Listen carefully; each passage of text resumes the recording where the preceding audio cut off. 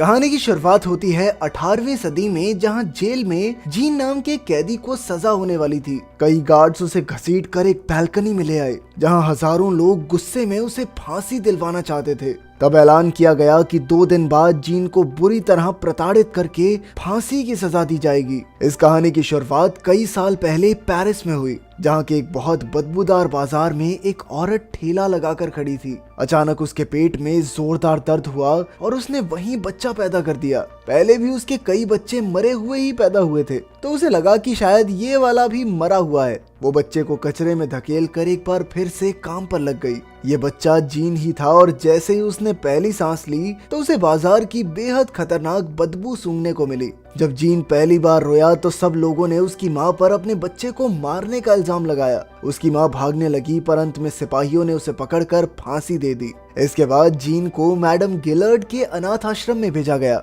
जहाँ पहले से ही काफी ज्यादा बच्चे रहते थे। खैर, इस तरह 5 साल बीत गए, लेकिन जीन अभी भी बोल नहीं पाता था। बाकी बच्चे उससे दूर ही रहते थे, इसीलिए जीन अक्सर अकेला ही अलग अलग चीजें सूंघता रहता। असल में जीन की सूंघने की शक्ति कुछ ज्यादा ही जबरदस्त थी। कई बार तो वो मरे हुए जानवरों को भी सूंघता था। धीरे धीरे वो बोलना सीख गया और अब वो अपनी आंखें बंद करके सिर्फ सूंघ कर किसी भी चीज के बारे में सब कुछ बता सकता था। जब वो 13 साल का हुआ तो मैडम गिलर्ड ने उसे ग्रिमल नाम के एक चमड़ा बनाने वाले को बेच दिया। उधर जीन हर रोज जी तोड़ मेहनत करता और शहर जाने के सपने देखता। इसी तरह मेहनत करते हुए कई साल बीत गए और आखिरकार एक दिन ग्रिमल उसे अपने साथ शहर ले गया। वहाँ की भीड़ में घूमते हुए जीन हर तरह की महक को सूंघने लगा। फिर अचानक वो ग्रिमल से नजर बचा के एक बेहद प्यारी खुशबू का पीछा करने लगा। ये खुशबू एक परफ्यूम की दुकान से आ रही थी, जहाँ दुकानदार ने आमोर नाम का एक नया परफ्यूम बनाया था। तब उसे समझ आया कि कई खुशबुओं को मिलाकर एक नई खुशबू भी बनाई जा सकती है।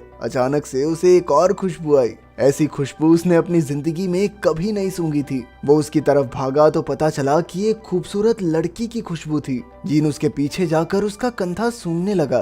अचानक लड़की डर गई और उसने जीन से बात करने की कोशिश की, पर फिर जीन उसके हाथों को सूंघने लगा। तब वो लड़की वहाँ से भाग निकली, पर जीन ने भी उसका पीछा नहीं छोड़ा। वो एक बार फिर से उसके कंधे की खुशबू लेने लगा।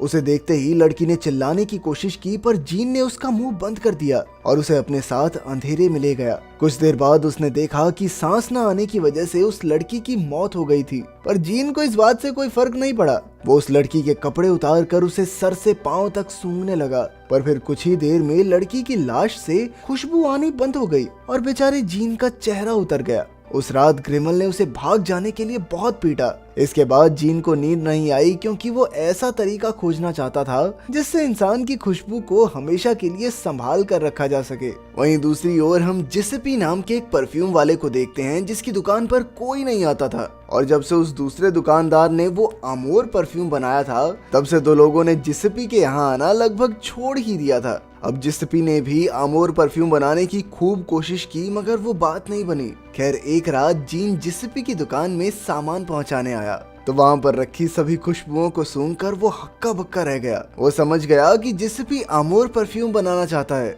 इसीलिए उसने चुटकियों में बता दिया कि आखिर उसे कौन सी खुशबुओं को मिलाना चाहिए। जिसेपी को उसकी बात पर यकीन नहीं हुआ, तो जीन ने खुद सारी चीजें मिलाकर वो आमोर परफ्यूम बनाया। जब जिसेपी ने उसे सूंघा तो उसके होश ही उड़ गए और साथ ही उसे गुस्सा भी आया कि ये 2 कौड़ी का लड़का उससे बेहतर परफ्यूम कैसे बना सकता है। उसने फिर से जीन का बनाया हुआ परफ्यूम सूंघा तो उसे लगा कि वो जन्नत में आ गया है। फिर अगले दिन उसने जीन को ग्रिमल से खरीद लिया। इधर जीन जिसेपी के यहाँ अलग अलग तरह के परफ्यूम बनाने लगा और जल्द ही उसकी दुकान फिर से चलने लगी। जिसेपी ने उसे बताया कि दुनिया में 12 सबसे बेहतरीन खुशबू हैं और एक 13वीं खुशबू के बारे में भी बताया जाता है। जब इन 13 खुशबुओं को एक साथ मिला दिया जाए तो इंसान किसी को भी अपने वश में कर सकता है, मगर ये 13वीं खुशबू आज तक किसी को नहीं मिली। ये सुनकर जीन को उस लड़की की याद आ गई जिसे उसने मारा था। अब जीन ने जिसेपी से पूछा कि किसी की खुशबू को हमेशा के लिए बचाकर कैसे रखा जा सकता है। फिर अगले दिन जिसेपी ने उसे 10,000 गुलाबों को उबाल कर उनका परफ्यूम बनाना सिखाया।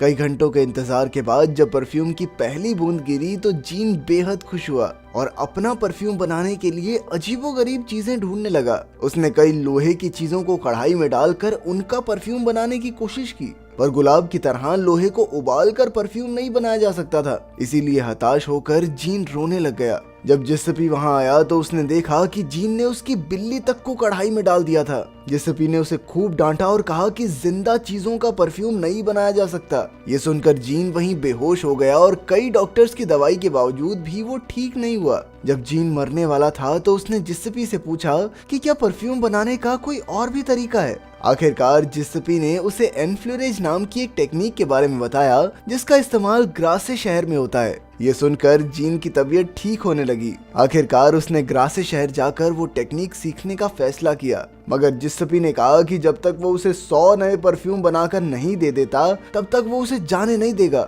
जीन ने भी फटाक से 100 नए परफ्यूम बना दिया और ग्रासे शहर के लिए निकल पड़ा। जिस्सपी 100 नए परफ्यूम्स पाकर बहुत खुश था, पर अचानक से उसका घर ही ढह गया और वो दबकर मर गया। वहीं दूसरी ओर जब जीन ग्रासे शहर की ओर जा रहा था तो उसे एक खुशबू आई जो उस पहले वाली लड़की से भी ज्यादा अच्छी थी। तभी उसके पास से एक घोड़ा गाड़ी गुजरी और उसने देखा कि ये लॉरा नाम की एक लड़की की खुशबू थी। अब जीन खुश होकर उसका पीछा करने लगा और चलते चलते ग्रासे शहर में उसके बंगलो तक आ पहुंचा। उसने लॉरा को सूंघने की बहुत कोशिश की, पर उसके पिता रिचिस ने लॉरा को अंदर भेज दिया। खैर अगले दिन से जीन एक परफ्यूम की दुकान पर काम करने लगा, जहां उसने ड्रूइट नाम के एक आदमी की निगरानी में एनफ्लोरेज टेक्निक सीखी। इसके मुताबिक उन्हें फूलों को एनिमल वैक्स पर लगाकर एक बड़े से डब्बे में उबालना होता है, जिससे बेहतरीन परफ्यूम बनकर निकलता है। फिर एक रात लैब में जीन को एक लड़की दिखाई दी जो छुपकर अपने बॉयफ्रेंड से मिलने आई थी, पर जीन ने उसे मार डाला और उसके ऊपर एनिमल वैक्स लगाकर डिब्बे में डाल दिया। ऐसा करके वो उस लड़की की सुगंध वाला परफ्यूम बनाना चाहता था, पर सुबह जब फूल वाली फूल देने आई तो जीन को डिब्बा ढकना पड़ा। आखिरकार जब परफ्यूम निकला तो जीन ने देखा कि ये तो उस लड़की के शरीर का परफ्यूम नहीं था, इसीलिए उसने कोई और रास्ता निकालने का सोचा। शाम को वो एक तवायफ और उसके कुत्ते को अपने कमरे में ले आया, लेकिन उसके साथ कोई शारीरिक संबंध बनाने की बजाय वो लड़की के शरीर पर एनिमल वैक्स लगाने लगा। बाद में जब वो चाकू से उस एनिमल वैक्स को उतारने लगा तो लड़की जोर जोर से चिल्लाने लगी, लेकिन जीन रुका नहीं और उसने लड़की को बेरहमी से मार डाला। उसके बाल काटने के बाद जीन ने उसके पूरे शरीर को एनिमल वैक्स से ढक दिया। कुछ घंटों बाद जीन ने उस एनिमल वैक्स को उतारा और आखिरकार उसने इंसानों की महक वाला परफ्यूम बना ही लिया। अगली सुबह लोगों को उस लड़की की लाश मिली तो जीन ने अपने हाथ पर परफ्यूम की बूंद डालकर देखने की सोची। तभी उसका कुत्ता दौड़ता हुआ आया, क्योंकि उसे लगा कि ये उसकी मालकिन की खुशबू है। ये देखकर जीन बेहद खुश हुआ और उसने इस परफ्यूम को पहली बोतल में भरा। अब उसका मकसद था सभी 13 बेहतरीन खुशबुओं को ढूंढकर उन्हें मिलाना, ताकि वो सबसे बेहतरीन परफ्यूम बना सके। कुछ समय बाद जीन लॉरा के बर्थडे की पार्टी में चुपके से घुस गया। लॉरा और उसकी सहेलियां बगीचे में छुपम छुपाई खेल रही थी। जीन ने भी वहां लॉरा को पकड़ने की कोशिश की, मगर वो भाग गई। जल्द ही रिचेस ने सबको वापस बुला लिया, पर अचानक उन्होंने देखा कि 2 लड़कियां गायब थी। दूसरी ओर हम देखते हैं कि जीन उन लड़कियों का परफ्यूम बनाने की तैयारी कर रहा था। जल्द ही उसने इनके परफ्यूम्स भी अपनी बोतल में भर लिए। फिर अगले दिन लोगों को लड़कियों की लाशें नदी में मिली। इससे आसपास के लोग काफी घबरा गए, क्योंकि अब कोई भी लड़की सुरक्षित नहीं थी। अगले कुछ दिन तक जीन ने कई लड़कियों को अगवा करके उन्हें मारकर परफ्यूम्स बनाए। अपना काम खत्म होने पर वो लाशों को यूं ही रास्ते पर छोड़ देता था। जब मामले बढ़ने लगे तो पुलिस ने शहर में कर्फ्यू लगा दिया, लेकिन तब भी जीन लगातार लड़कियों का कत्ल करता रहा। चारों ओर दहशत फैल गई और लोगों ने अपने घरों में ताले लगा लिए। अब तो लोगों को जिस पर भी शक होता उसे तुरंत गोली मार दी जाती। उधर जीन ने एक नन का कत्ल किया जो उसकी 12वीं शिकार थी। जब यह खबर फैली तो बिशप ने सबको बुलाकर ऐलान किया कि इस राक्षस को पकड़कर भयानक से भयानक सजा दी जाएगी।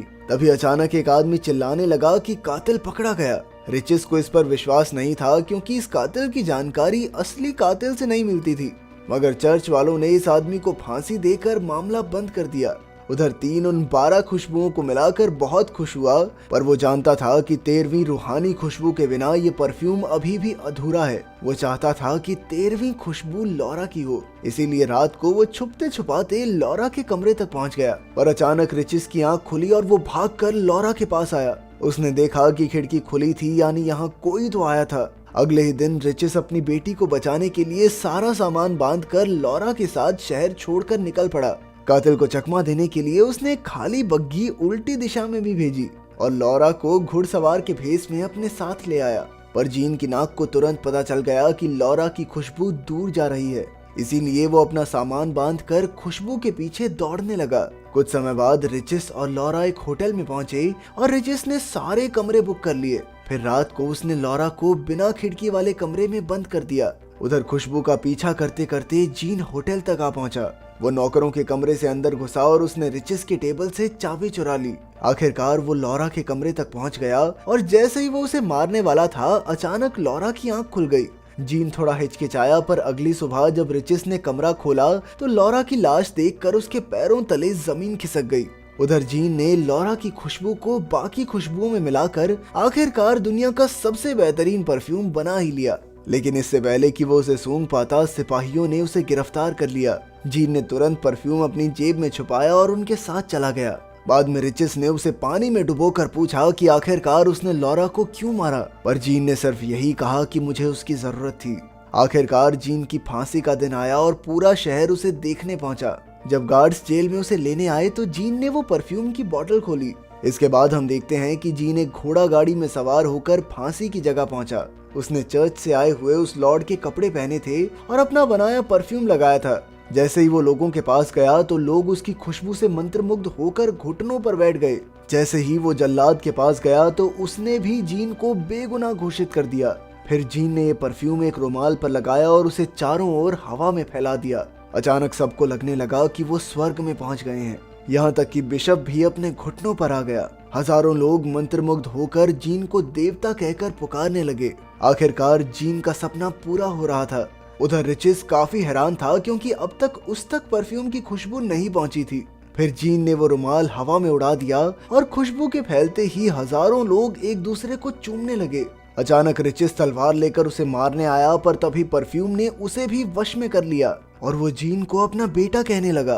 कुछ घंटों बाद जब लोगों की आंख खुली तो वो अपनी हालत देखकर बहुत शर्मिंदा हुए। जीन कहीं भी नहीं मिला, इसीलिए ड्रूट को पकड़कर उसे फांसी पर चढ़ा दिया गया, क्योंकि उसी की दुकान में सभी लड़कियों के कपड़े और बाल मिले थे। उधर जीन शहर के उसी बदबूदार इलाके में पहुंचा जहां उसका जन्म हुआ था और उसने सड़क के बीचों बीच सारा परफ्यूम अपने ऊपर छिड़क लिया। इसकी खुशबू इतनी ज्यादा ताकतवर थी कि हजारों लोग दौड़ते हुए उस पर टूट पड़े। वो सभी उसे पूरे तरीके से पा लेना चाहते थे। अगली सुबह वहाँ सिर्फ जीन के कपड़े और परफ्यूम की एक बूंद बची थी। अगर वीडियो पसंद आई तो लाइक कर देना, चैनल को सब्सक्राइब कर देना। मिलते हैं अगली वीडियो में।